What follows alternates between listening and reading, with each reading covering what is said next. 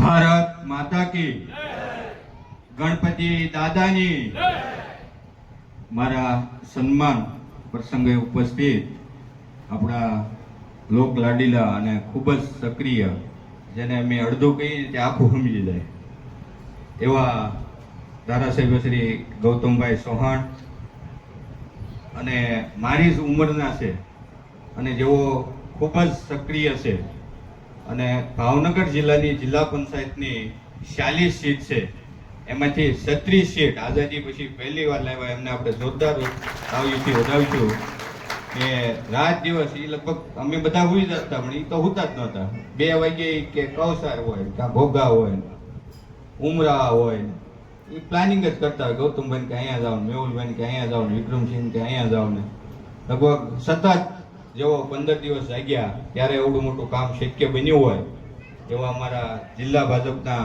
અધ્યક્ષ અને મારા બા જાગીને દરરોજ કે મારા ભાઈએ તને ગાડી દેવડાવી, એવા અમારા મામાશ્રી જાગે ને એટલે પહેલું જ કહે એને પ્રમુખ બોલતા ના આવડતું એટલે કે ગાડી મારા ભાઈએ દેવડાવી, એવું દરરોજ સંભાળે એવા અમારા મામાશ્રી.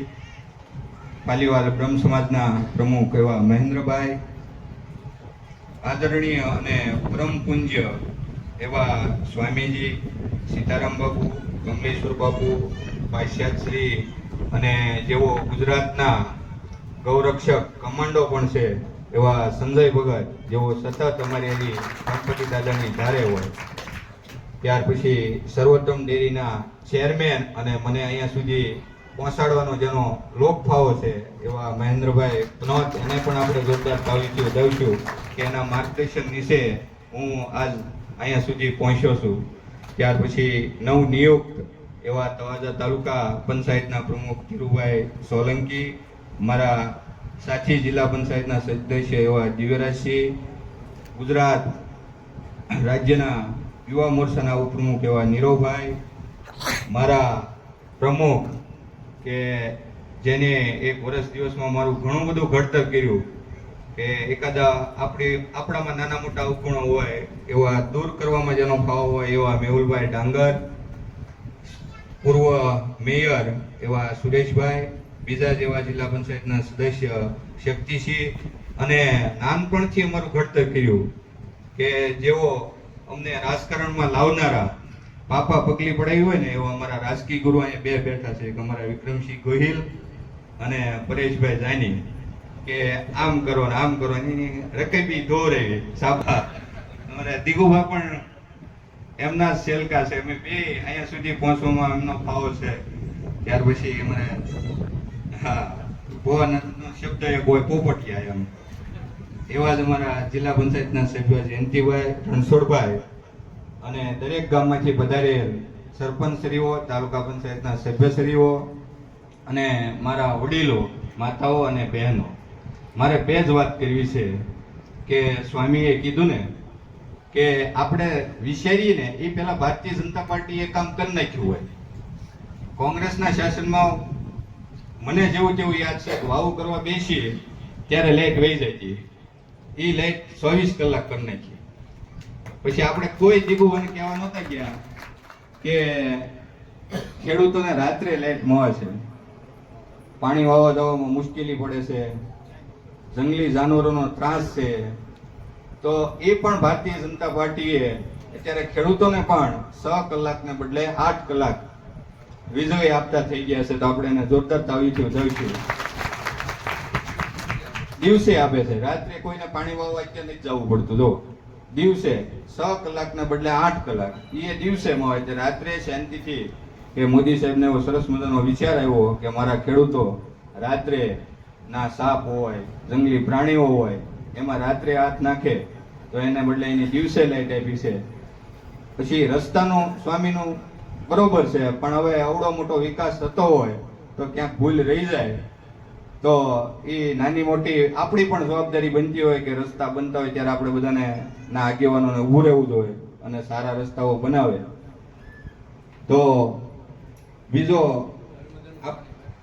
નર્મદાનું પાણી દરેક ગામ સુધી, કોક જ એવા ગામ છે કે જ્યાં નર્મદાનું પાણી નહીં આવતું હોય, એ ગામને ભૂલથી એના સરપંચ છે એની માંગણી ન કરી હોય એ ગામના લોકો સ્વામીએ કીધું એમ લાઈન ન નાખવા દેતા હોય રસ્તો, તો આ બધી સુવિધાઓ છે એ ભારતીય જનતા પાર્ટીમાં જ શક્ય બને છે. અને અમારી રેખા યુવાનોને પ્રમુખ બનાવે તો એ ભારતીય જનતા પાર્ટી જ બનાવી શકે છે. અને બીજું એક મારા પ્રમુખ એક કાર્યક્રમોમાં ભેગા હતા ત્યારે કહેતા હતા કે રાજસ્થાનથી ગોહિલ અને પાલીવાલ બ્રહ્મ સમાજનો નાતો રહ્યો છે, એ નાતો ચરિતાર્થ કરવામાં આજે ગોહિલોનો ખૂબ મોટો ફાળો છે. તો આપણે એમને જોરદાર આવીશું, વધાવશું. એમના આપણે કાયમિક માટે ઋણી રહીશું, પણ એ ઋણ ક્યારેક આપણે પૂરું કરીશું. એવા આપણે પાછા પાલીવાલ બ્રહ્મ સમાજો તો સહી જ છીએ કે એ ઋણ પણ આપણે ક્યારેક પૂરું કરીશું. તો એટલી વાત કરી અને વિરમું છું. અસ્તુ ભારત માતા. ખૂબ ખૂબ આભાર અશોકભાઈ. જે ભાઈઓને અશોકભાઈનું સ્વાગત કરવાનું છે તો હું અશોકભાઈને વિનંતી કરીશ કે એ વચ્ચે ઊભા રહેશે અને આ સીડીથી ચડી અને પહેલી સીડીથી નીચે ઉતરી જશે. તો પહેલા હિંમતભાઈ દાંદલિયા, કરમતિયા ગામના બાલાભાઈ, બાપશંકરભાઈ મુખી અને ભાવેશભાઈ લાદવા તૈયાર રહે.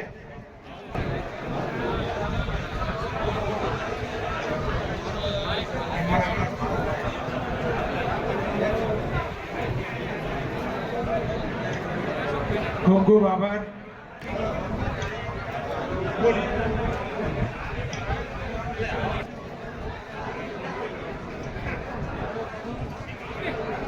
આ બાજુ કોઈ નો આવે.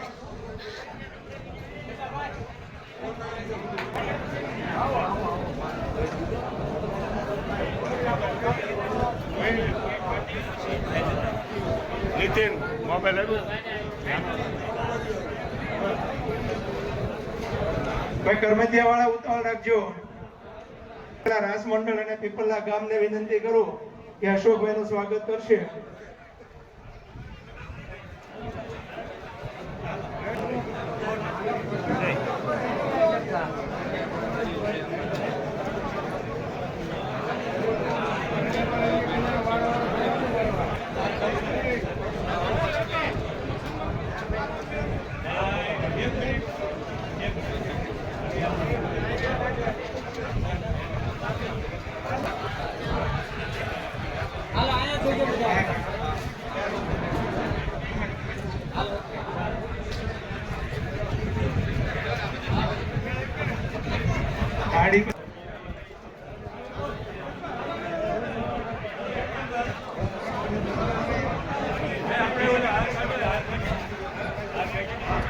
વરિષ્ઠ આગેવાનોને વિનંતી કે સ્ટેજ પર આવે.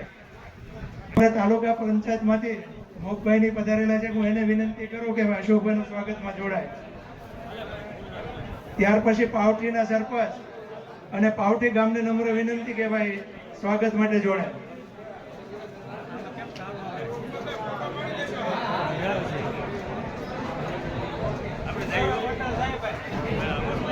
જે ભાઈઓને સ્વાગત કરવાનું હોય એ આવીને મારી પાસે નામ લખાવી જાય એટલે કોઈ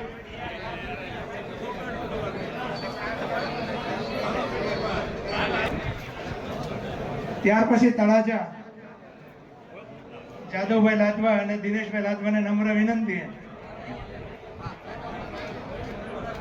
ભાઈ પીપલાના આગેવાનો નમ્ર વિનંતી કે હારવાર સ્વાગતમાં જોડાય.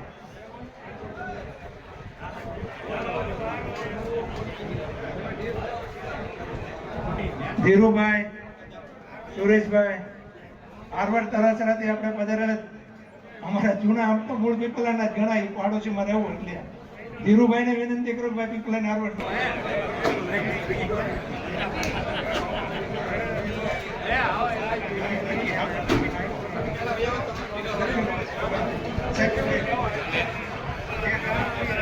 ત્યાર પછી આપણે સરપંચ શ્રી રાજુભાઈ લાદવા, આમ તો જો કે અમારા કાકા દીકરા રામશંકરભાઈ.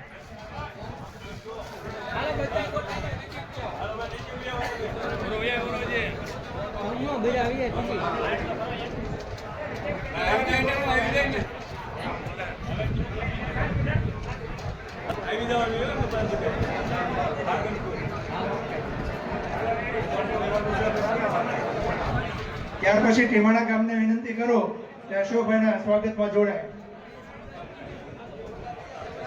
ફોટા લ્યો.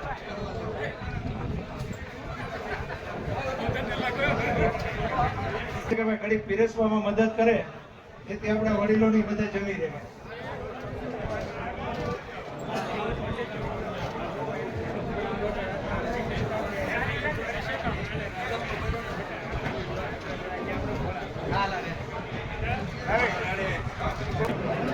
ત્યાર પછી મણાર ગામના આગેવાનો પોપટભાઈ બાથાણી, ચંદુભાઈ પીડી ભટ્ટ અને સરપંચ શ્રી અશોકભાઈના સ્વાગતમાં જોડાશે.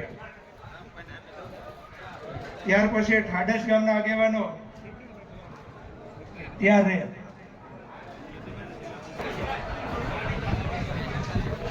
ત્યાર પછી બોલેજો મણાર ગામ.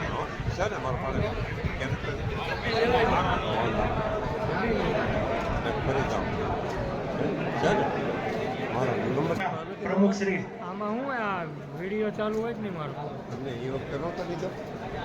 નહીં લેવાનો, જોવું પડશે. વિડીયોમાં આવી ગયો હોય, ફોટો ન લીધો.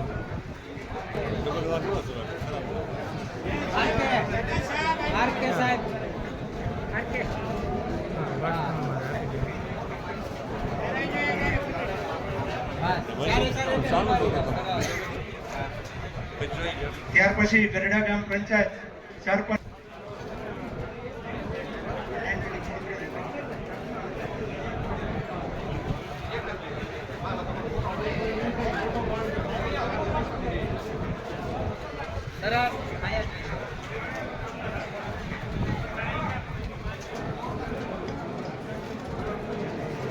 ત્યાર પછી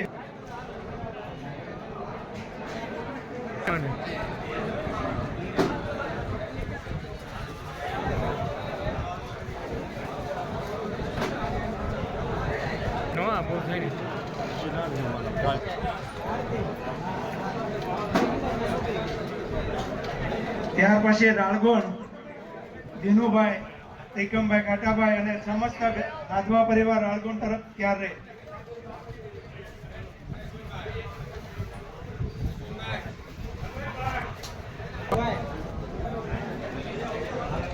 દસરા પછી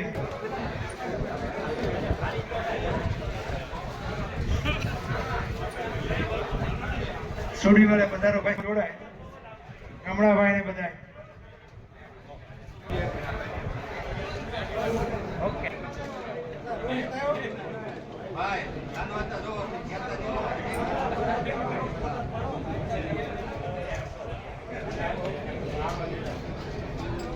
હવે જે ગામના આગેવાનોના નામ ન લેવાના હોય ને અશોકભાઈ નું સ્વાગત કરવા ઈચ્છતા હોય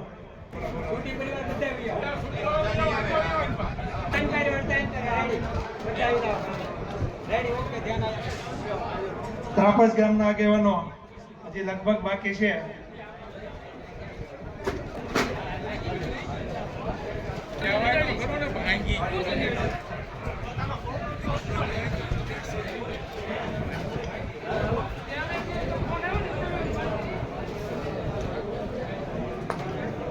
અશોકભાઈના સ્વાગત કરશે.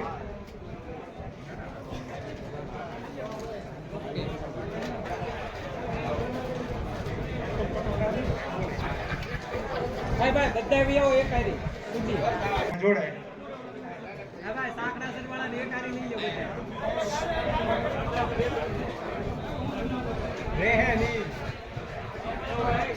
દોધાણા વાળા નાથવા પરિવારને નમ્ર વિનંતી કે અશોકભાઈના સ્વાગતમાં જોડાશે.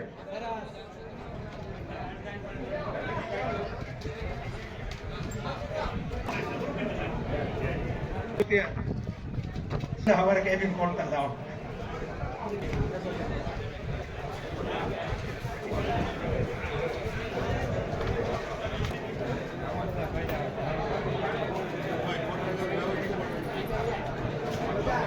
ત્યાર પછી પીપલા તુલસી મંડળ યુવક અશોકભાઈના સ્વાગતમાં જોડાશે.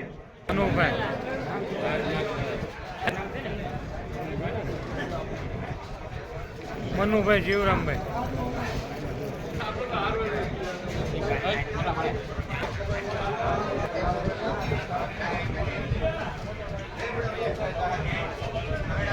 જે કોઈ ભાઈઓને અશોકભાઈના સ્વાગતમાં જોડાવવું હોય, મહેશભાઈ, ગીરાભાઈ.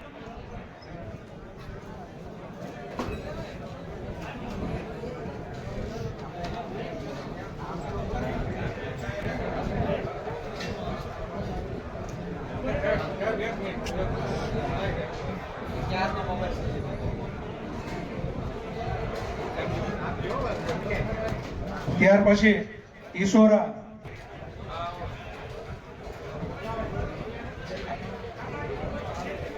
હવે આપણે પ્રમુખ સાહેબને નમ્ર વિનંતી